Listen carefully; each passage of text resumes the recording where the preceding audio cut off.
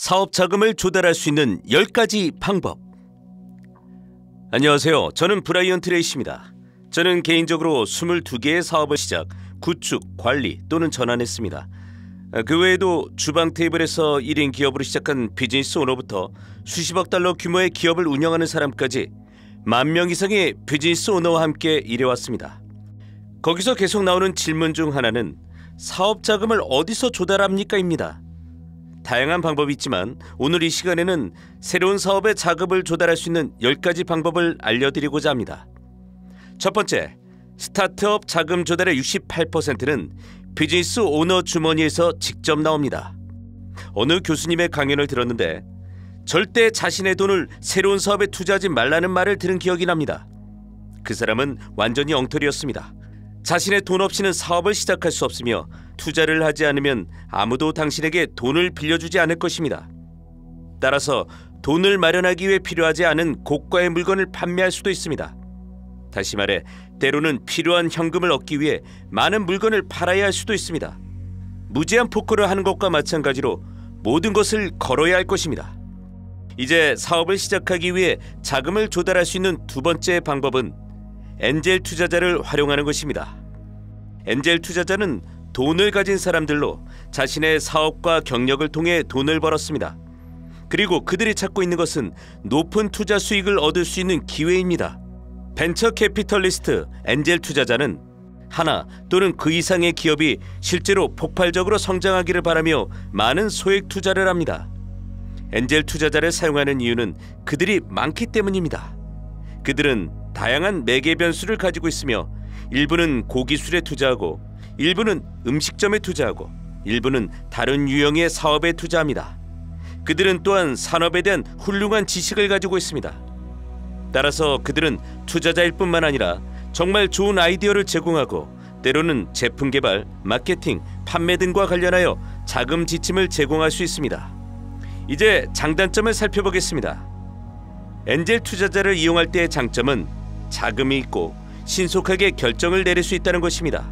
단점은 벤처 캐피털리스트처럼 사업의 일부, 때로는 상당한 부분을 인수하고 싶어 할 수 있으며 예상치를 달성하지 못할 경우 사업을 인수하고 완전히 밀어낼 권리를 원할 수 있다는 것입니다. 그들은 자신을 보호하기를 원하며 자신을 보호하는 데 매우 영리합니다.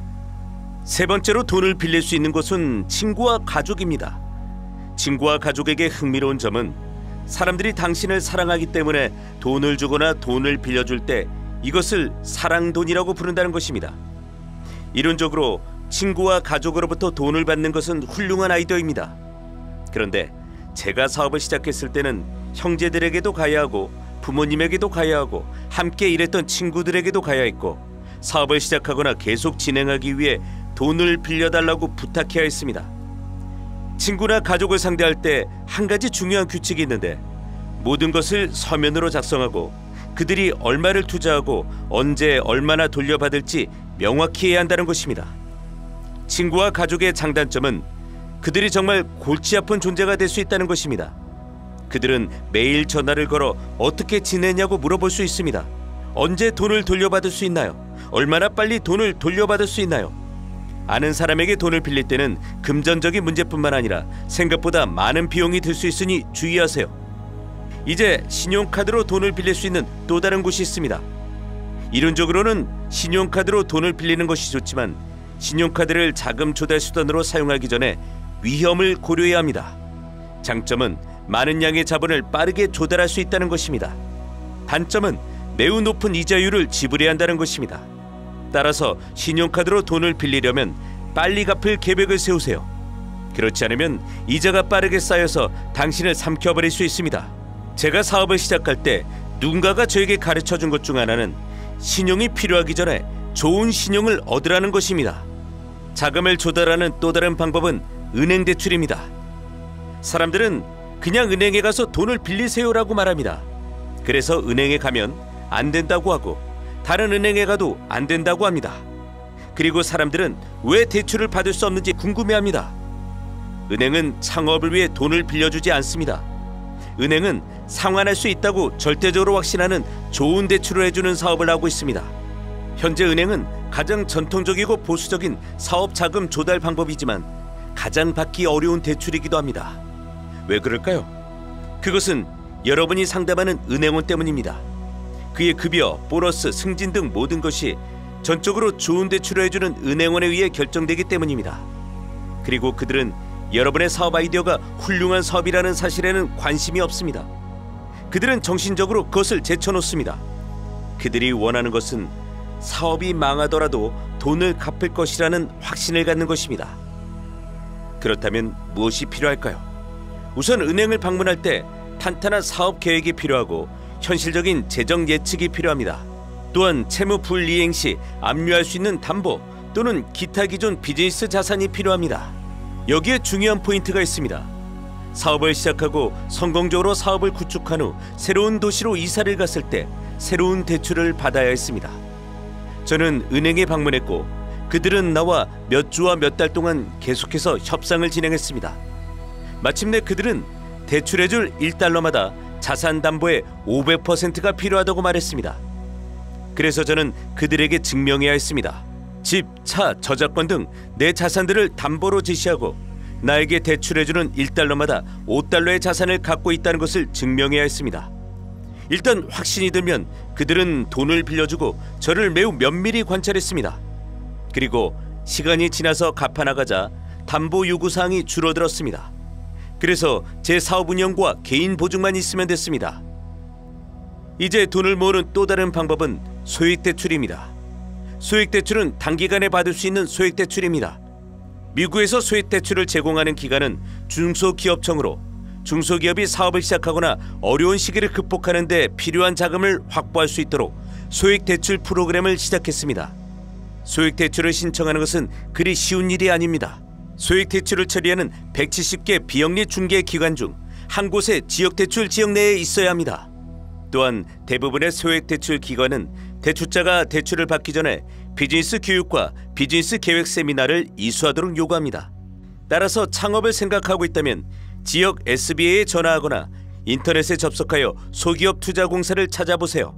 이들은 종종 개인이 자금을 지원하기도 하고 정부에서 자금을 지원하기도 하며 기업가나 비즈니스 오너, 필요한 자금을 구할 수 없지만 애초에 좋은 사업 아이디어를 가진 스타트업에 돈을 주거나 매우 까다로운 조건으로 돈을 빌려주는 것이 유일한 업무인 경우가 많습니다. 이제 돈을 빌릴 수 있는 또 다른 방법은 소셜 대출, 크라우드 펀딩입니다. 개인이 다른 개인에게 대출을 신청할 수 있는 소위 소셜 대출 웹사이트가 있습니다. 수익을 창출하는 곳에서는 모든 사람이 돈을 풀에 넣습니다. 그리고 이를 주의 깊게 지켜본 사람들이 소액 대출을 해줍니다. 따라서 돈을 빌릴 때마다 돈을 빌려주는 사람은 한 가지 생각만 염두에 두고 있다는 사실을 기억하세요. 얼마나 빨리 돌려받을 수 있을까? 그리고 얼마를 돌려받을 수 있을까요? 그리고 내가 돈을 빌려주고 당신의 사업 일부를 가져간다면 내가 얻을 수 있는 잠재적 이득은 무엇일까요? 자금을 조달하는 또 다른 방법은 무역신용을 이용하는 것입니다. 현재 많은 기업이 무역신용을 기반으로 창업할 정도로 무역신용은 신뢰를 기반으로 합니다. 미국에서 가장 큰 회사 중 하나는 어머니로부터 $1,000를 빌린 한 남자로부터 시작되었습니다. 그는 나가서 새로운 서비스를 판매했습니다. 그가 접촉한 모든 회사가 우리는 관심이 없다고 거절했지만 마침내 그는 우리는 서비스에 관심이 있다고 말하는 회사를 하나 찾았습니다. 그러자 그는 멋지다고 말하며 서비스가 유료화되기 전까지 50%의 계약금을 지불해야 서비스를 설치할 수 있다고 말했습니다. 그러자 한 고객이 이렇게 말했죠. 좋아요. 당신을 믿습니다. 50%의 보증금을 지불할 테니 지금 판매하고 있는 서비스를 설치해 주세요. 그는 미국에서 가장 부유한 사람 중 한 명이 되었습니다. 따라서 무역신용을 사용할 수 있다면 공급업체로부터 신용을 얻거나 고객으로부터 신용을 얻을 수 있습니다. 비즈니스를 구축할 수 있습니다. 신규 비즈니스의 경우 무역신용을 확보하려면 많은 노력과 약간의 운이 필요할 수 있습니다. 하지만 그만한 가치가 있습니다. 자금 조달의 마지막 유형은 고객입니다. 고객에게 가서 예약금을 지불해달라고 요청할 수 있습니다. 미리 전액 지불해달라고 요청하세요. 고객에게 사업 계획을 보여주고 비즈니스가 견고하다는 확신을 심어주면 비즈니스가 시작되기 전에도 자신감을 갖고 돈을 줄 수 있습니다. 이것의 장단점은 제품과 서비스를 만들기 위해 재료를 구매하려면 이를 빠르게 현금으로 전환해야 한다는 것입니다. 즉, 지속적이고 성공적인 판매 프로세스를 통해 소모품을 구매하고 판매하여 대금을 상환할 수 있다는 뜻입니다. 자신은 현금이 거의 없는 경우 다른 사람의 현금과 신용을 기반으로 비즈니스를 시작할 수 있습니다. 이처럼 비즈니스를 시작하는 방법에는 여러 가지가 있습니다. 하지만 놀라운 점은 여러분이 창의적이고 결단력만 있다면 자신이나 다른 사람의 돈이 거의 없어도 아주 적은 돈으로 사업을 시작할 수 있다는 것입니다.